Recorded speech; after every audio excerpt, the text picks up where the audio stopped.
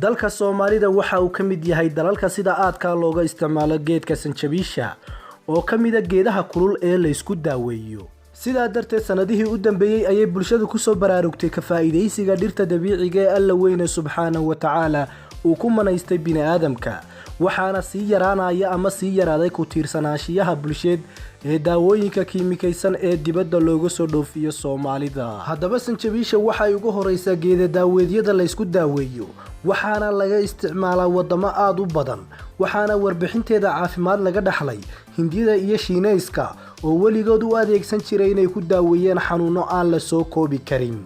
laakiin cilmiga cusub iyo cilmi baadhisyo dhowr oo la sameeyay sanjabiisha waxa ka soo baxay arrimo la yaab leh, waxaana ka mid ah arrimahan soo socda.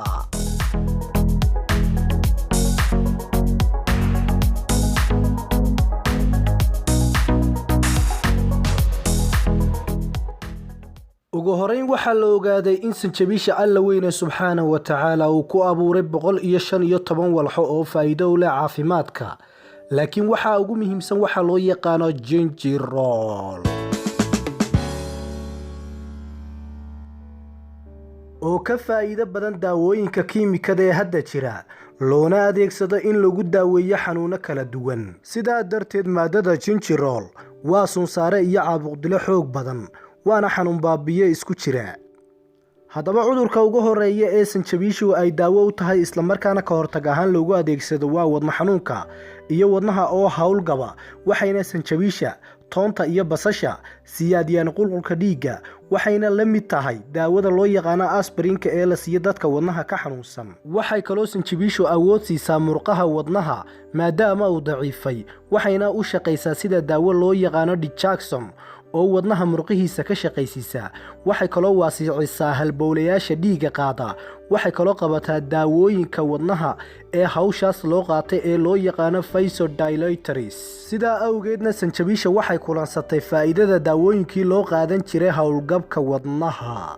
dhinaca kale sanjabiisha waxa uu Alle ku abuuray awood la labadejin iyo mataga oo ay ka hortagto, waana sababta loogula taliyo in haweenka ay u adeegsadaan ku kantaroolidda wallaca, maadaama daawooyinka badana lalabada iyo mataga loo qaatay ee uurka ay saameyn ku yeelan karaan uurjiifka, waxaana hooyada lagula taliyaa inay isticmaasho sanjabiisha.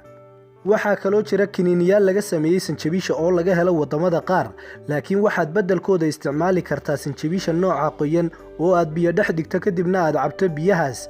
waa markii ay lalaba ku qabato xilliga wallaca, laakiin sanjabiisha ha ruugin, wuxuu kugu kicin karaa ama ay kugu kicin kartaa gaaska. waxaa kaloo sanjabiisha loo adeegsadaa calool xanuunka, calool majiirka, dheefshiid xumada, iyadoo loo cabo sidii cabitaanka oo kale, waxayna ka hortagtaa laguna daaweeyaa calool fadhiga. sidaa darteed dadka ka cabanaya dheefshiid xumada waxaa lagula taliyaa in toonta iyo sanjabiisha ay badsadaan. sanjabiishu waxay kaloo sare u qaadaa difaaca jidhka, iyadoo firfircooni gelisa unugyada difaaca jidhka ka qayb qaata, khaas ahaan kuwa loo yaqaan lymphocyte ee hawshoodu ka mid tahay la dagaalanka fayrasyada. sidaa darteed hargabka iyo wixii la midka ah sanjabiishu aad bay wax uga tartaa. haddaba cilmi baadhis lagu sameeyey awoodda antibiyootig ahaan ee sanjabiisha waxaa lagu ogaaday inay ka awood badan tahay daawooyinka ay ka midka yihiin ampicillin, tetracycline iyo daawada loo yaqaan chloramphenicol. waxayna dhakhaatiirtu dhahaan haddii aad qaliin galaysid ama markii aad qaliinka ka soo baxdid aad ka cabsi qabtid inaad infekshan ka qaadid meeshii lagaa qalay, marso saliidda sanjabiisha, waayo waxa ay ka awood badan tahay qallajiyaasha la liqo dhammaantood. dhinaca kalena sanjabiisha waxa ay leedahay awood ay kaga takhalusi karto jeermiska fangaska loo yaqaano oo badanaa keena caabuqyada maqaarka ku dhaca. waxay kaloo sanjabiisha koobka u qaaday 29 daawo oo la barbar dhigay awoodda jeermis dilidda ee fangaska. geesta kalena sanjabiisha qoyan waxay bogsiisaa nabraha caloosha ku samaysma ee xanuunka gaasku keeno, waxaana baaritaan arrinta lagu ogaaday sanadku markuu ahaa 1980. weliba waxa waagaa lagu taliyey in lagu bedelo daawo loo qaadan jiray laabjeexa oo loo yaqaano Prevacid. sidoo kale sanjabiisha waa xanuun baabiye sida dhagayaraha oo kale, waxayna ku fiican tahay xanuunada ay neerfaha keenaan. sidaa darteed sanjabiisha waxay kaloo siyaadisaa awoodda hormoonka insulinka loo yaqaano, waxaana lagula taliyaa dadka qaba sankarowga nooca labaad inay badsadaan sanjabiisha si shaqada hormoonka naaquska ay u siyaado. intaa kadibna sanjabiisha waa geed siyaabo kala duwan loo adeegsan karo, waxaana la adeegsan karaa iyadoo cabitaana, iyadoo qaydhin, iyadoo saliida, iyo iyadoo shaaha lagu darsado, iyo iyadoo budaa iyo qaabab kale intaba. Haddaba intaba waxaa la ogaaday in waxtarka sanjabiisha uusan isbedelin.